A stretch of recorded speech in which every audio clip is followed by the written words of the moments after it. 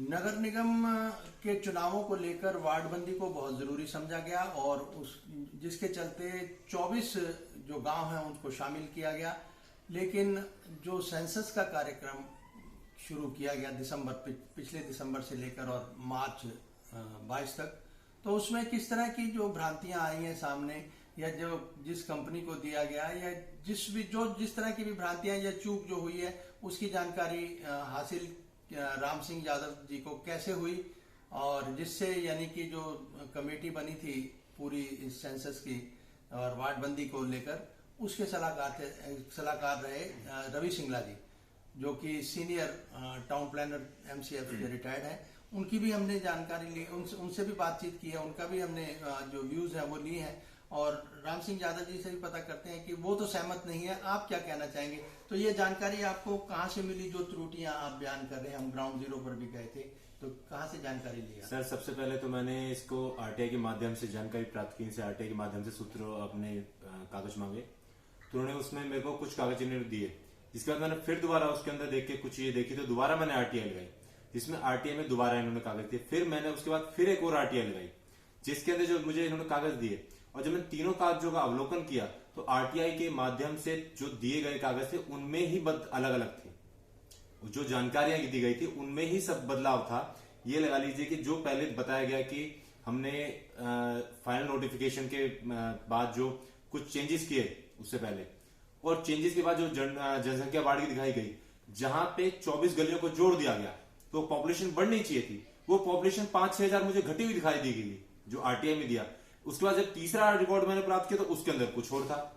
उसके बाद मैंने इनसे फिर एक और आरटीआई लगाई। मैं इनसे कहा कि मुझे जो जानकारी है इसका अवलोकन करा जाए जो जनगणना की गई है। इन्होंने साफ मना कर दिया कि हम इसका अवलोकन आपको नहीं करा सकते, तो मैंने उसके तहत फर्स्ट अपील लगा दी। उसके बाद मैंने फिर इनसे एक और आरटीआई लगाई। मैंने इनसे कहा कि उसमें मेरी जनगणना का अवलोकन करा दिया जाए और मुझे जानकारी दी जाए, क्योंकि मेरी जानकारी तो मेरी निजी जानकारी है। जो आपने अवलोकन किया उसका भी इन्होंने झूठ जवाब देके कोई वो जो मांगा गया जवाब नहीं दिया गया।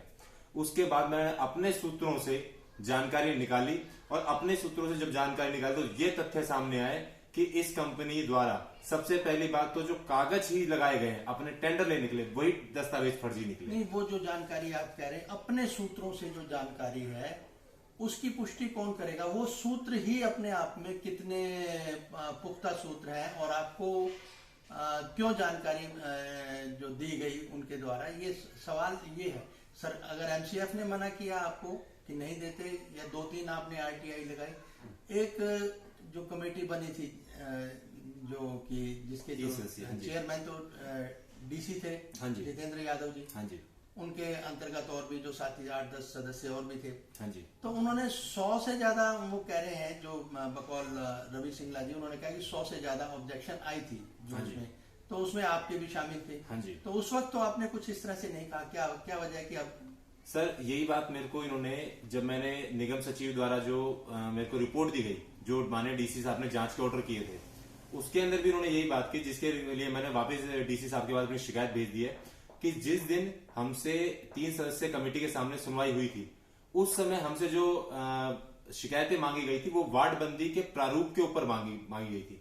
जो वार्डबंदी की सीमा रेखाएं हैं और उसके जो दायरा बनाया गया है, उसके बावजूद हमने वहां पे, आप रिकॉर्डिंग चेक कीजिएगा, उस दिन की रिकॉर्डिंग हुई है बकायदा, और उस दिन की रिकॉर्डिंग में हमने इस बात को पुरजोर तरीके से कहा था कि जी हमारी जनगणना नहीं की गई है, बिना जनगणना। और मैं नहीं, वहां पे बैठे 40-50 लोगों ने जो मुख्य रूप से आए थे, उन सबने अपनी शिकायत दर्ज कराई थी कि हमारे जगह भी जनगणना नहीं की गई। लेकिन वहां पे 3 सदस्यीय कमेटी ने इस बात की हमारी कोई शिकायत नहीं सुनी। इससे पहले भी जब मैं ऑब्जेक्शन लगाने गया था वार्डबंदी के लिए, रवि सिंगला जी वार्डबंदी के सलाहकार है, मैंने उनसे भी ये बात कही थी। मैंने सर जनगणना तो की नहीं गई है अभी तक प्रॉपर, हमारी कोई जनगणना नहीं। उन्होंने कहा मेरे से इस समय यहाँ पे इसके रिगार्डिंग कोई शिकायत नहीं लूंगा, केवल आप वार्डबंदी के प्रारूप के ऊपर जो आपको शिकायत दर्ज करानी है आप अपनी वो शिकायत दर्ज कराइए। उसके बाद मैंने बकायदा इसी की 19 मार्च 2022 को ही बकायदा ईमेल के माध्यम से director urban local bodies, DC Faridabad, CM और कई अन्य विभागों को फर्जी जनगणना की मैंने पहले ही शिकायत दे दी गई थी कि ग्राउंड पे कोई जनगणना नहीं की गई है, और बिना जनगणना किए ही ये सारा डाटा जो है वार्डबंदी की गई है। आप उस सोर्स के बारे में क्या कहना चाहेंगे जहां से आपको ये सारा जो है रिकॉर्ड हासिल हुआ? सर देखिए, मैं अपने सोर्स के बारे में ये कहना चाहूंगा, जो मेरे को अपनी जानकारी प्राप्त हुई है वो पुख्ता है, और इस कंपनी और नगर निगम से ही संबंधित व्यक्ति द्वारा दी गई है। नहीं, मेरा सवाल सिर्फ इतना है कि उस सोर्स की पुष्टि तो की नहीं जा रही। हाँ जी। तो जिस तरह से आपको जो हासिल हुई है जानकारी, उस पर प्रश्न चिन्ह लगता है, तो क्या कहना चाहेंगे? सर, मैं उस पर प्रश्न चिन्ह अगर कोई लगा रहा है या वार्डबंदी सलाहकार जी लगा रहे हैं, तो मैं एक बात कहना चाहता हूँ, जांच करवाइए इसकी।